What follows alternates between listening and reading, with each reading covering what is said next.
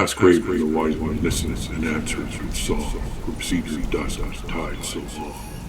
Above the inlets fog runs deep, where mountains brood and waters keep. I watch the coast where spirits roam, where waves remember hold their home. What you forget in storm and strife, I tally in the book of life. Storm-thrown strangers, a gale outstrips the ocean sea, and turns strong oars to salted green.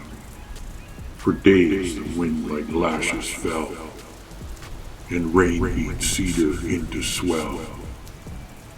A raider's war canoe, storm-tossed, was driven south, bewildered, lost. Their paddles strained, their muscles burned, each stroke of prayer to be returned. They were not raiders on that track.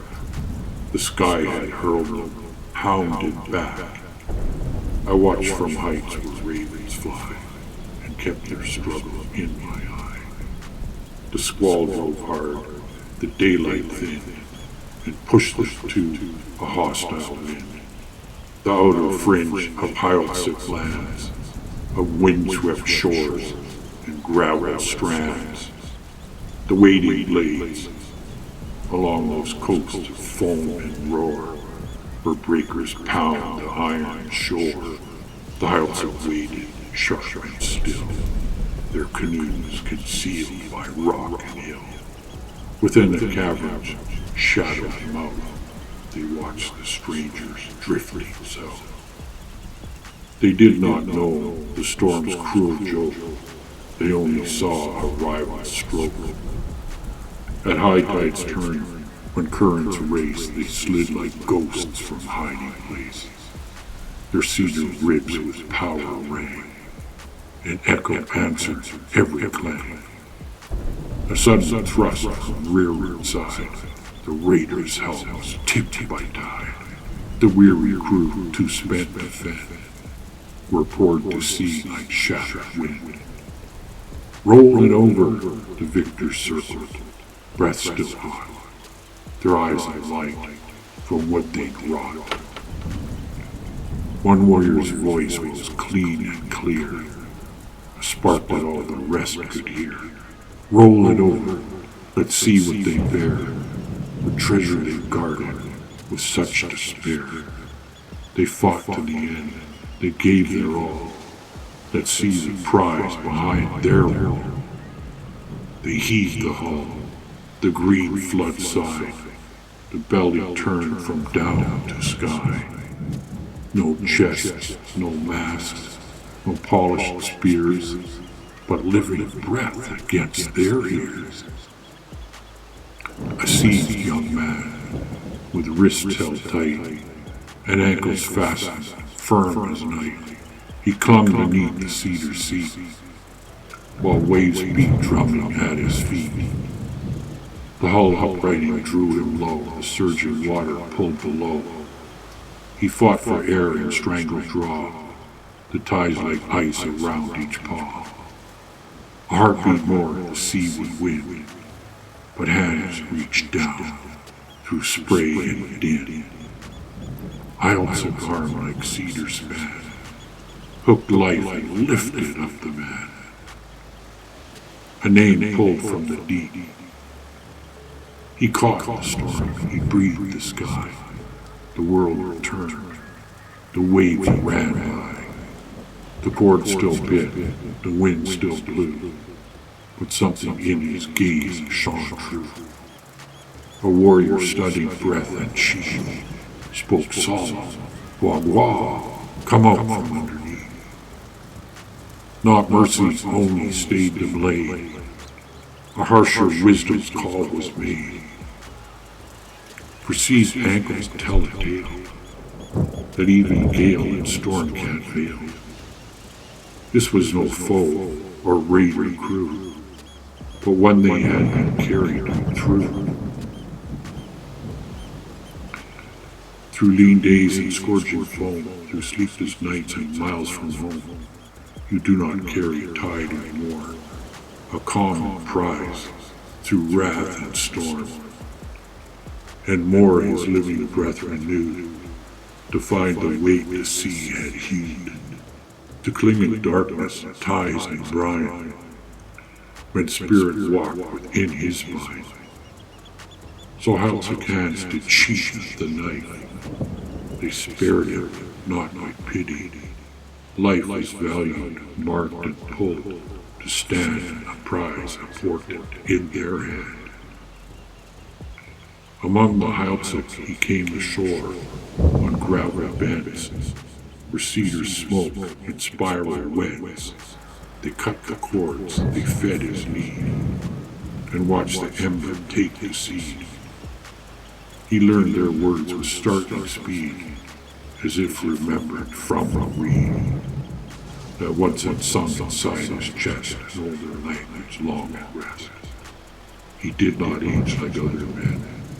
The moons would circle then again. Their lines that settle quick on flesh were passing by, her touch so fresh. The time itself seemed held at bay, a fire-tempered iron clay. His dreams ran swift, his warnings sure. The village tested truth endured. He spoke of tides that bring the grease, of Ulukin in gleaming grease. And when he pointed where they'd flow, the nets were heavy in the glow. He traced the sand's ancient turn. Smokehouses would flush and burn, with fragrant proof of paths he knew. Their winter stores and springs renewed. Healers' hands, they brought the ailing to his side to listen where the seas abide. He sang in tones of cedar hush, like rivers under mosses crushed. He set his palm on fever's flame. Some rose restored and walked the same, and some whose time was close to close found peace as gentle as the rose. A healer then the people named, but tongues of whispers still proclaimed that more than skill had found its trap, a spirit cold behind his back, a breath that sailed from deep blue reef, an ember king, a second leaf, for storms had failed to take his breath, and ties had not consigned to death. Warriors fire, yet grief in iron does not sleep.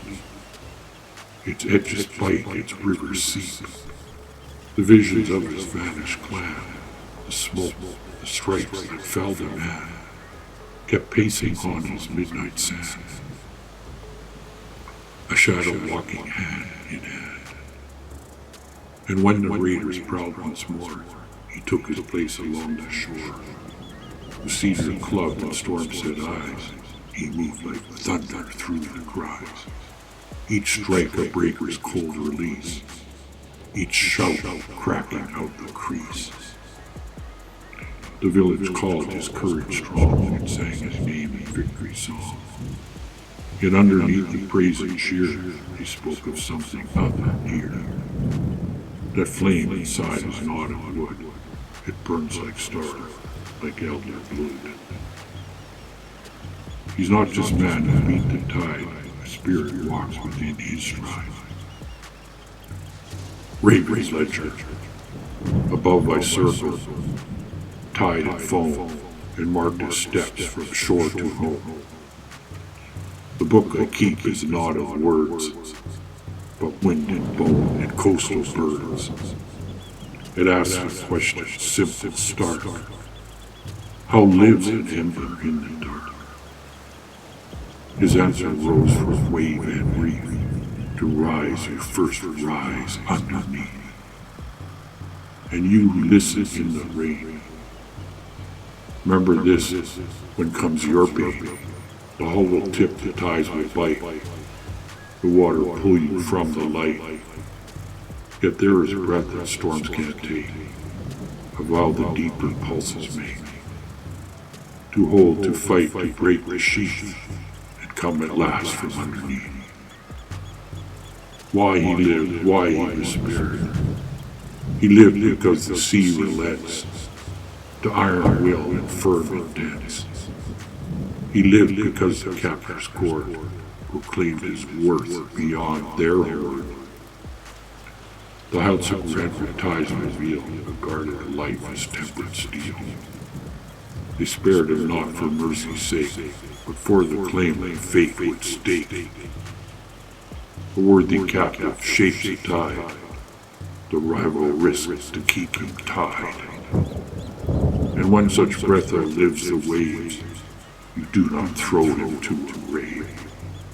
You weigh the meaning none can feign, and kindle what the gods ordain. So Gwa Gwa's name pulled up in brine became the seal of coastal line.